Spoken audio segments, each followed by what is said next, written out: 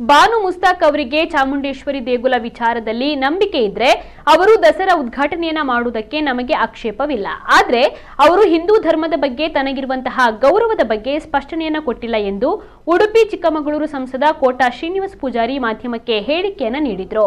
ಈ ಬಗ್ಗೆ ಅವರು ಪ್ರತಿಕ್ರಿಯಿಸಿ, ನ್ಯಾಯಾಲಯದಲ್ಲಿ ಅರ್ಜಿ ವಜಾ ಆಗಿದೆ. ನಮಗೆ ತೃಪ್ತಿ ಇಲ್ಲದಿದ್ದರೆ ಮೇಲ್ಮನವಿ ಹಾಕಲು ಅವಕಾಶ ಕೂಡ ಇದೆ. ನಮ್ಮ ಮೂಲ ಉದ್ದೇಶಕ್ಕೆ ಪೂರಕವಾದ ಆಜ್ಞೆ ನ್ಯಾಯಾಲಯದಿಂದ ಸಿಕ್ಕಿಲ್ಲ. ಸದ್ಯಕ್ಕಂತೂ ಪ್ರಕರಣ ಅದೇ ರೀತಿ ಉಳಿದು ಬಿಟ್ಟಿದೆ. ನಮ್ಮ ನಿಲುವಿನಲ್ಲಿ ಯಾವುದೇ ರೀತಿಯ ಬದಲಾವಣೆ ಇಲ್ಲ. ಬಾನು ಮುಸ್ತಾಕ್ ಕನ್ನಡದ ಬಗೆಗಿನ ತನ್ನ ವಿಚಾರದ ಬಗ್ಗೆ ಕೂಡ ವಿಷಾದವನ್ನ ವ್ಯಕ್ತಪಡಿಸಿಲ್ಲ. ಪ್ರಜಾಪ್ರಭುತ್ವದಲ್ಲಿ ನ್ಯಾಯಾಲಯದ ತೀರ್ಪನ್ನ ಗೌರವಿಸಬೇಕು.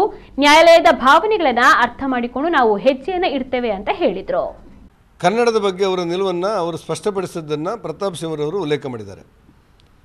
ಮತ್ತು ಹಿಂದೂ ಧರ್ಮದ ಒಂದು ದೇವಸ್ಥಾನವಾಗಿ ಚಾಮುಂಡಿ ದೇವಸ್ಥಾನ ಇರುವ ಸಂದರ್ಭದಲ್ಲಿ ಅದರ ಮೇಲೆ ನಂಬಿಕೆ ಇದ್ದರೆ ನಿಮ್ಮ ಉದ್ಘಾಟನೆ ಮಾಡಲಿಕ್ಕೆ ನಮ್ಮ ಆಕ್ಷೇಪ ಇಲ್ಲ ಅಂತ ಹೇಳಿದ್ದಾರೆ.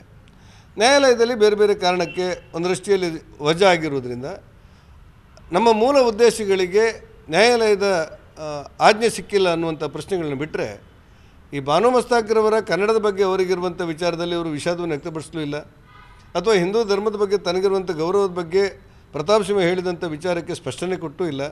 ಸದ್ಯಕ್ಕಂತೂ ಅದು ಅದೇ ರೀತಿ ಉಳಿದು ಬಿಟ್ಟಿದೆ. ಆದರೆ ನಮ್ಮ ನಿಲುವಿನಲ್ಲಿ ಯಾವ ಬದಲಾವಣೆಗಳು ಕೂಡ ಇಲ್ಲ. ಸರ್ಕಾರ ಏನು ಮಾಡುತ್ತೆ ನೋಡಿ ಉತ್ತರ ಕೊಡ್ತೇವೆ. ಸಹಜವಾಗಿ ಪ್ರಜಾಪ್ರಭುತ್ವದಲ್ಲಿ ನ್ಯಾಯಾಂಗದ ತೀರ್ಪನ್ನು ಗಮನಿಸಬೇಕು, ಗೌರವಿಸಬೇಕು, ಇದು ಕ್ರಮ. ಅಗತ್ಯ ಇದ್ದರೆ, ನಮಗೆ ತೃಪ್ತಿ ಇಲ್ಲದಿದ್ದರೆ ಮೇಲ್ಮನವಿ ಹಾಕಲಿಕ್ಕೆ ಅವಕಾಶಗಳಿದೆ. ಆ ಹಿನ್ನೆಲೆಯಲ್ಲಿ ಪ್ರತಾಪ್ ಸಿಂಹರವರು ಏನು ಹೇಳಿದ್ದಾರೋ ಅವರ ಮೂಲ ಉದ್ದೇಶಗಳಿಗೆ ಉತ್ತರ ಸಿಕ್ಕಿಲ್ಲ.